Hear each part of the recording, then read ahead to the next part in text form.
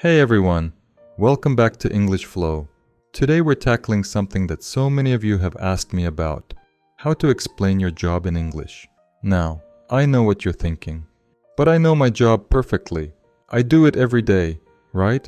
But then someone asks you in English, so what do you do? And suddenly, your mind goes blank. You start using complicated words from your language. You're not sure if they even exist in English, and the whole conversation becomes awkward. Sound familiar? Here's the thing. Explaining your job in English isn't just about vocabulary. It's about strategy. And by the end of this video, you're going to have a complete system for talking about any job in English. Whether you're a software engineer, a teacher, a chef, or anything else.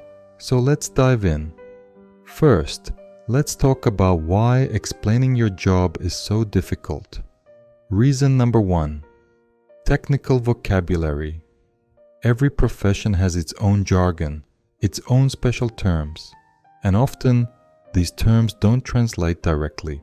You might know the word in your language, but the English equivalent, not so much. Reason number 2. Cultural differences. Jobs don't work the same way everywhere. Your job title might not even exist in English-speaking countries, or it might mean something completely different. For example, in some countries, engineer is used very broadly, but in English-speaking countries, it usually refers to someone with a specific engineering degree.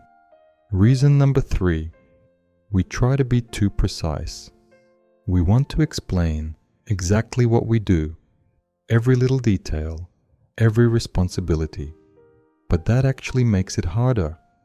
Sometimes, simpler is better. And here's the biggest problem. Most people try to translate word for word from their native language, and that just doesn't work. So what's the solution? I'm going to teach you what I call the 3-level system for explaining your job. This works for any profession.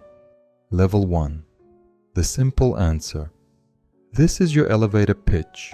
Short, clear, and general. Perfect for casual conversations. The formula is: I'm a plus job title, or I work in plus field. For example, I'm a software developer. I work in marketing. I'm a nurse. That's it. Simple. Don't overthink it. Level 2. Adding context. This is when someone wants to know a bit more. You add where you work and who you work with. The formula is: I'm a plus job title at company or place. I work with plus who to general purpose. For example, I'm a software developer at a tech startup. I work with a team to build mobile applications. I work in marketing at a pharmaceutical company. I help promote our products to doctors and hospitals. I'm a nurse in the emergency department. I take care of patients who need urgent medical attention. Notice how we're still keeping it simple, but we're adding just enough detail to paint a picture. Level 3. The detailed explanation. This is for when someone is genuinely interested, or when you're in a professional setting, like a job interview or networking event. Now you can add your specific responsibilities and maybe mention a project or achievement. The formula is: in my role, I'm responsible for plus main tasks. For example, recently specific example. Let's use our software developer again. I'm a software developer at a tech startup. I work with a team to build mobile applications.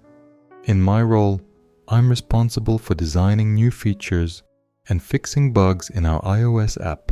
For example, recently I led the development of a new payment system that made checkout 40% faster.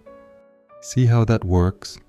We started simple, added context, and then went into detail.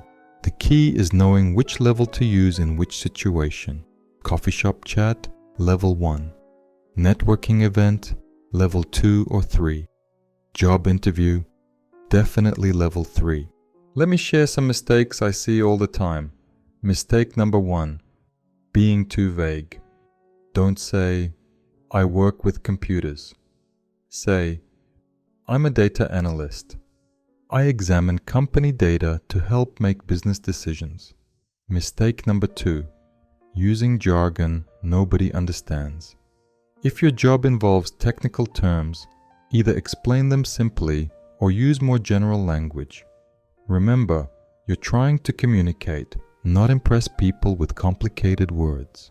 For example, instead of, I'm responsible for the holistic optimization of our omni-channel customer engagement strategy, say, I help improve how our company communicates with customers across different platforms. Mistake number 3. Translating your exact job title. Your job title in your language might not exist in English.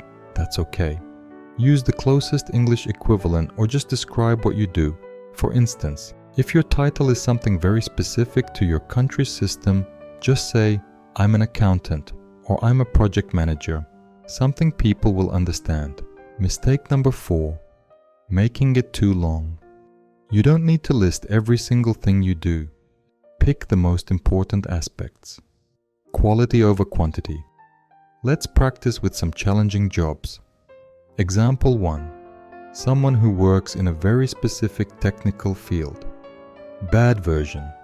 I'm a hydraulic systems optimization engineer specializing in aerospace applications. Better version. I'm an engineer who works on aircraft systems. Specifically, I design and improve the hydraulic systems that control things like landing gear and brakes. See? Much clearer. Example 2. Someone with a job that doesn't exist in English-speaking countries. Let's say you work in a role that's specific to your country's government structure. Bad version. Trying to translate the exact title word for word. Better version. I work for the government in the education department. I'm responsible for evaluating schools and making sure they meet national standards. Example 3.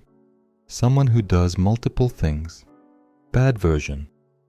I'm a teacher, but I also do administrative work, and I organize events, and I... Better version. I'm a teacher at a high school, and besides teaching, I also coordinate extracurricular activities and help with school administration. The key is to find the main focus and then mention the other things as secondary. Sometimes people don't just want to know what you do now.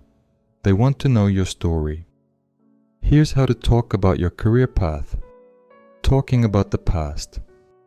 I studied subject at university. I started my career as a... Talking about changes. I transitioned from old field to new field.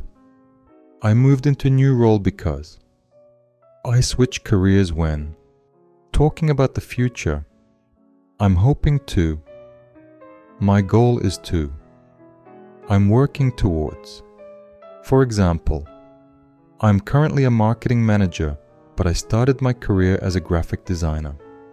I transitioned into marketing about 5 years ago because I wanted to work more with strategy and less with design execution.